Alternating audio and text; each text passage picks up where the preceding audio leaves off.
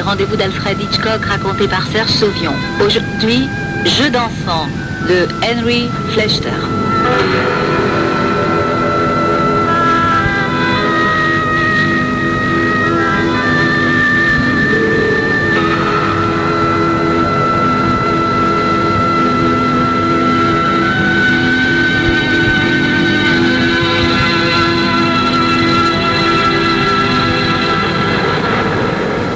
C'est un dimanche après-midi.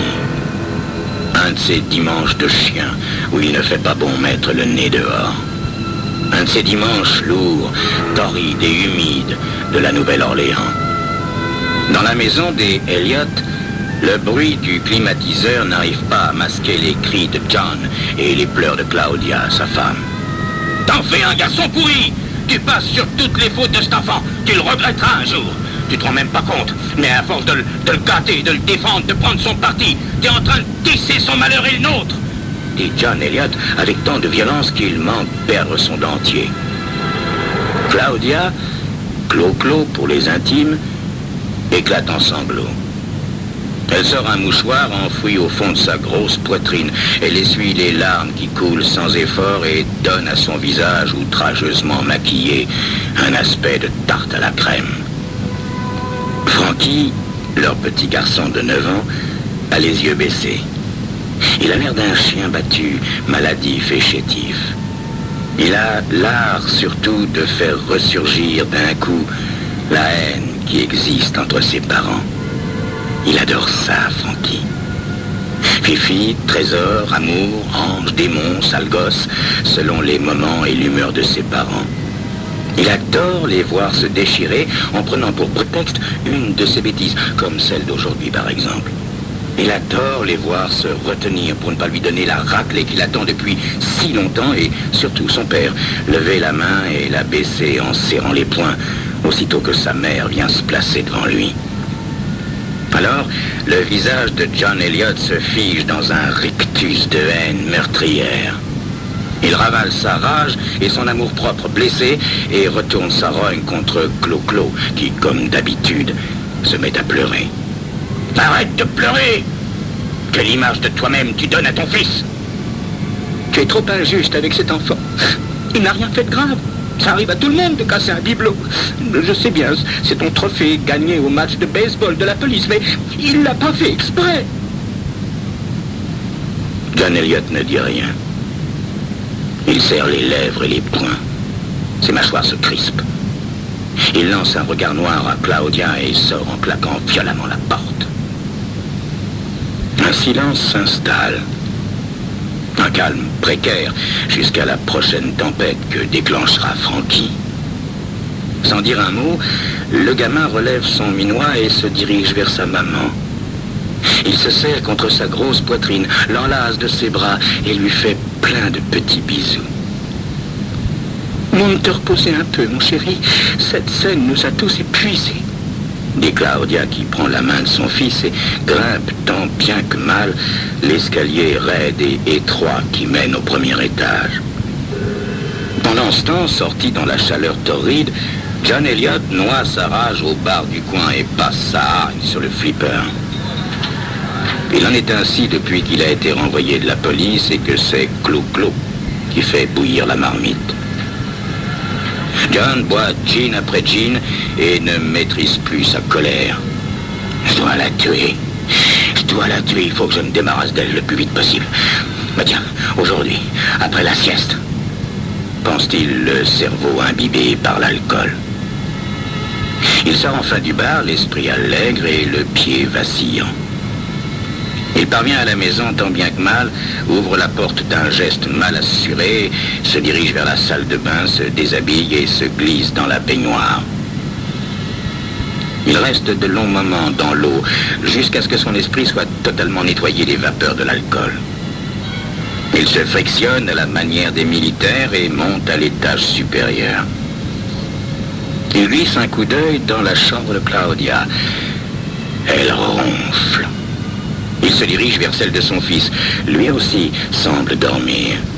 Pourtant, Frankie est bien éveillé, mais ayant entendu les pas de son père, il s'est glissé précipitamment sous les draps. Alors John Elliot se rend dans sa chambre. Il s'agenouille et se met à fouiller sous le lit, dans l'armoire et dans la commode. Soudain, ses doigts se crispent sur l'objet qu'il cherche avec frénésie. Il le sort du tiroir avec précaution et se met à le caresser. Cet objet, c'est une matraque qu'il n'a jamais rendue à son service, comme il aurait dû le faire lorsqu'il a été renvoyé de la police pour violence envers un noir. Muni de sa matraque, John Elliot s'allonge sur le lit. Il pense au jour où son supérieur l'a convoqué dans son bureau, lui a demandé de remettre son arme de service et son insigne, de ramasser ses affaires et de quitter sur le champ le commissariat du secteur. John Elliot n'a toujours pas compris pourquoi il a été viré de son travail. Il n'est pas le seul à ne pas aimer les Noirs. Il n'aime pas les jeunes non plus, ni les enfants. Il n'aime pas Claudia, il n'aime personne, sauf l'ordre et la propreté. Il caresse la matraque avec volupté et amour. Il regrette de ne plus s'en servir. Car cogner, il aime ça. Cogner sur tout. Sur son fils, tiens par exemple. Frankie, ce sale gosse, pourri par sa mère, serait bien plus docile s'il en avait goûté de la matraque. Claudia, Clo, serait bien plus aimante s'il avait su utiliser cet instrument à bon escient. Mais comme tous les lâches, John Elliot n'ose pas affronter Claudia. C'est elle qui a l'argent. Le supermarché lui appartient et surtout le tiroir-caisse qu'elle domine de sa stature énorme. John Elliot tend une oreille attentive vers la chambre de sa femme, mais un silence lourd règne dans la maison. Un silence troublé uniquement par le ronronnement du climatiseur et les cris de douleur du lit qui n'en peut plus de supporter les 120 kilos de Claudia. Frankie doit dormir, ou alors il prépare encore un de ses coups tordus, pense-t-il en passant délicatement ses doigts de tueur sur la matraque et guettant comme un chasseur le réveil de sa femme. Soudain, on frappe à la porte. « Papa, maman dort. Est-ce que je peux aller jouer au baby-foot chez Eric ?»« Ouais, grogne John.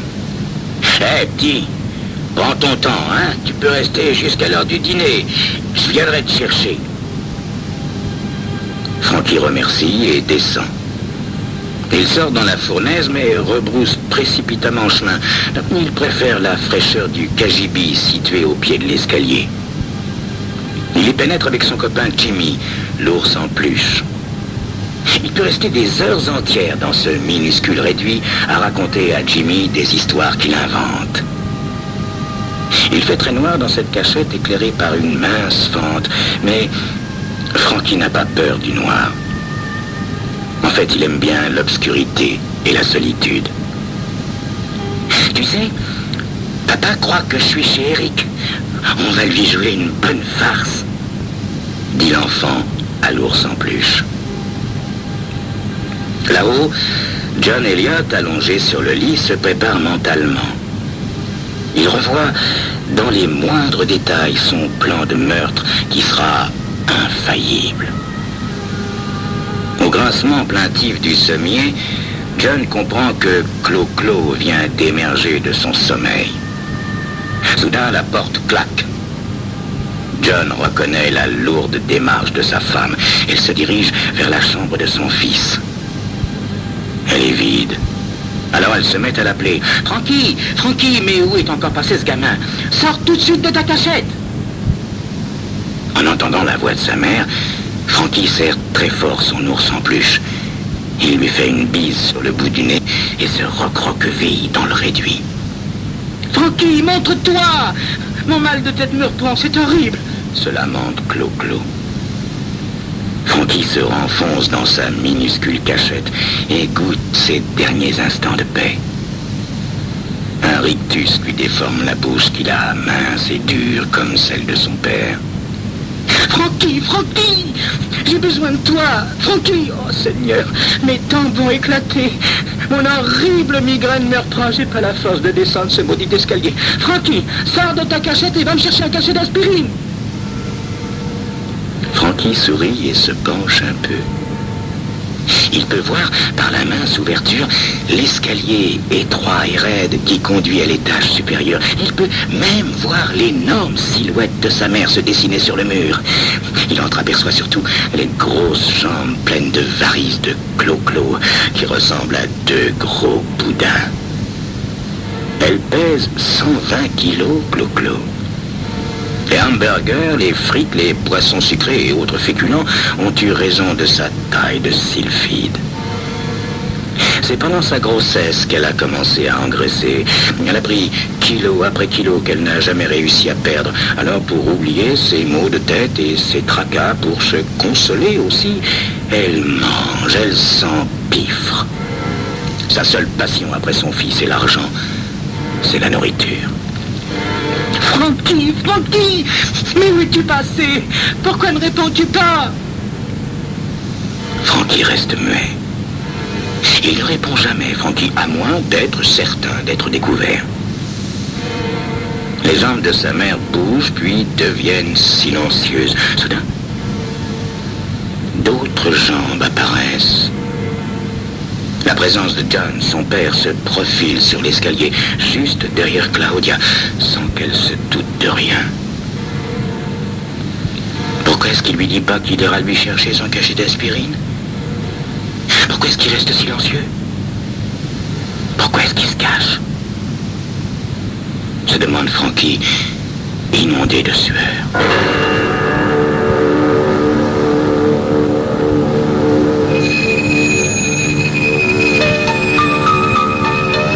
Pourquoi la présence de John Elliot, juste derrière celle de sa mère, paraît-elle soudain si menaçante au petit Frankie? Vous le saurez dans quelques instants.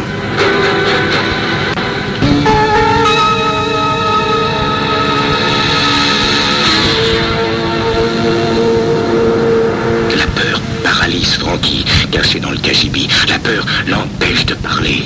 Il voudrait signaler la présence de John à sa mère, lui dire de se méfier, de rentrer vite dans sa chambre et qu'il ira lui apporter son cachet d'aspirine. Mais le sang lui bat les tempes, sa bouche devient sèche. Il serre encore plus fort son ours contre lui. Une terreur irraisonnée le saisit sans qu'il puisse l'expliquer.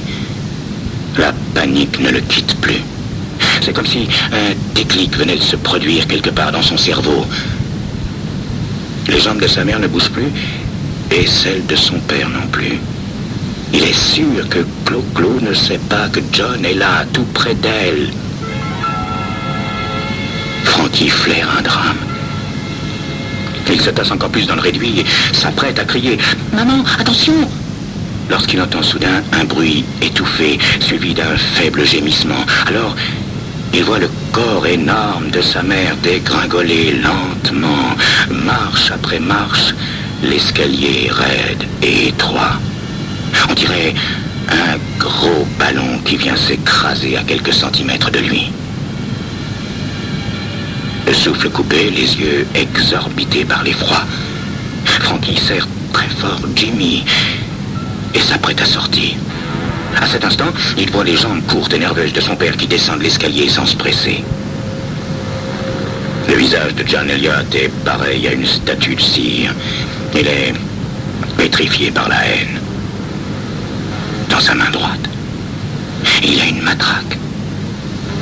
Sans hâte, il se dirige vers Claudia qui gît à terre et s'abaisse lentement et lui assène un second et ultime coup sur la nuque. Terré dans son réduit, Frankie observe la scène hallucinante. Il voit son père s'éloigner tranquillement vers le fond de la maison.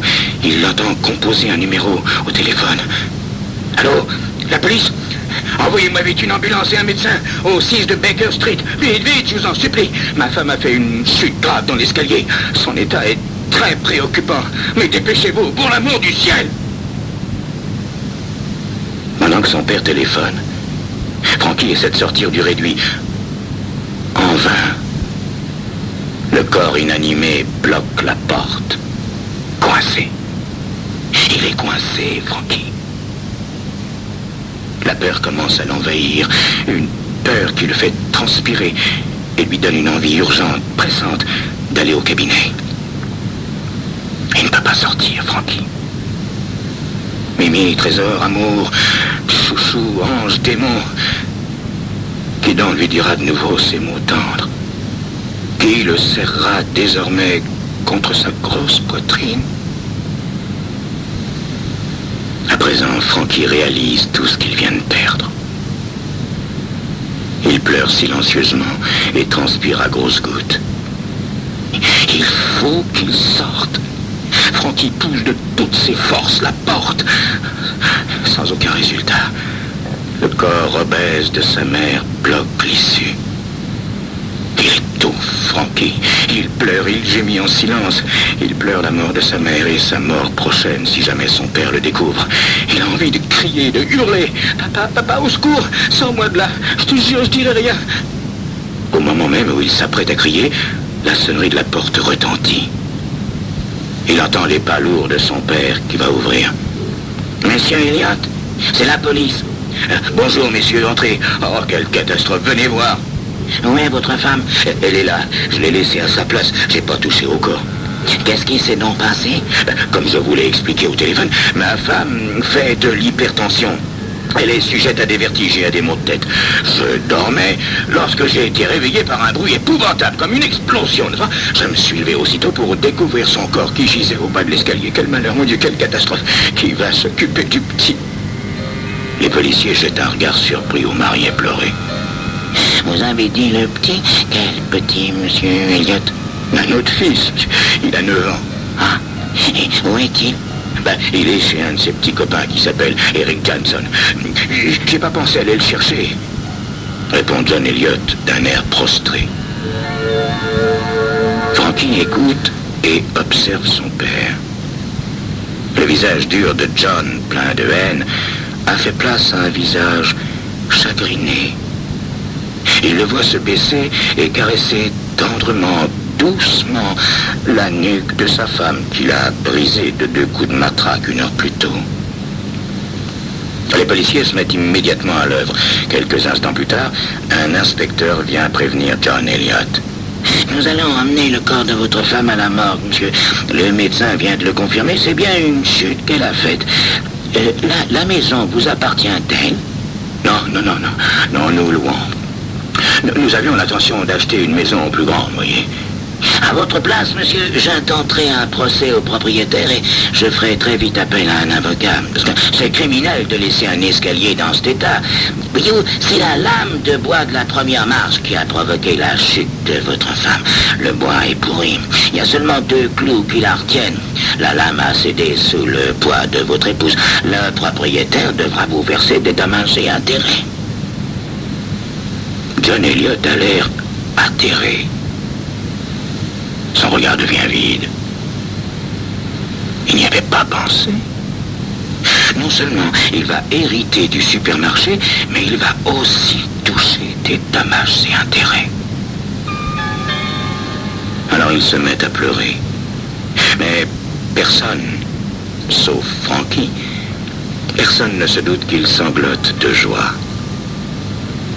Le seul à pleurer de peur et de chagrin, c'est lui, Frankie.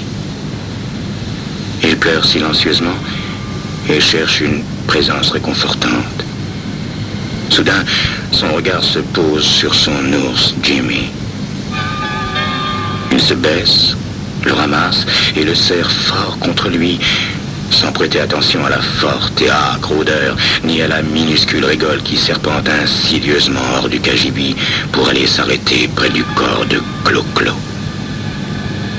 Est-ce qu'il y a une fuite dans votre maison, monsieur Elliot?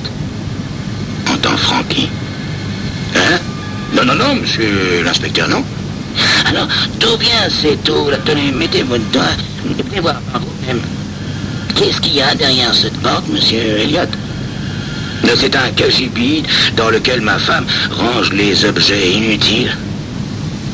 Et qui se trouve dans ce cagibi? Il y a quelqu'un, j'en suis sûr. Il ouvre brusquement la porte et découvre Frankie serrant son ours. Le visage de John Elliot se décompose peu à peu. Il a un regard de bête traquée. Les policiers encore présents le dévisagent avec méfiance. Je suis fiché. Sale gosse, pense John Elliot.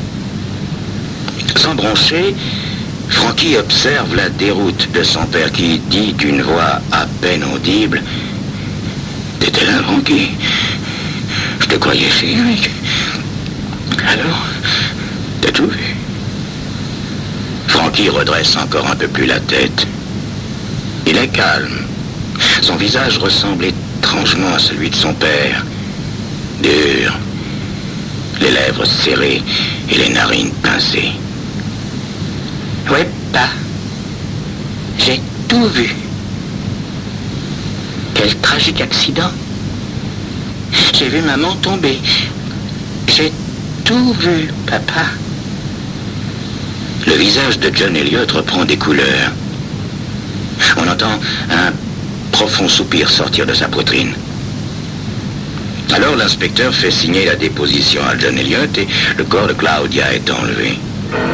Pendant ce temps, Frankie monte dans la chambre de sa mère. C'est là que le retrouve John quelques instants plus tard. Frankie, t'es là mon petit? Viens, je vais t'acheter une énorme glace à la fraise comme tu les aimes. Soudain, Frankie lève lentement les yeux vers son père, affichant un rictus. Non, je veux pas de glace. Je veux une moto plus grosse que celle d'Eric. Je veux aussi un circuit électrique.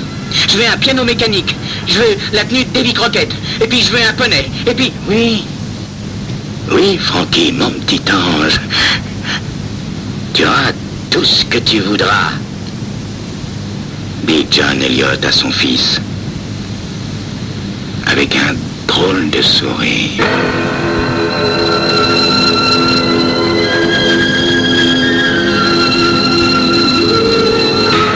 C'était Crime Story, les rendez-vous d'Alfred Hitchcock racontés par Serge Sauvion. Aujourd'hui, Jeu d'enfant de Henry Flechter. Chaque mois, vous pouvez découvrir de nouvelles histoires à suspense dans la revue Hitchcock Magazine.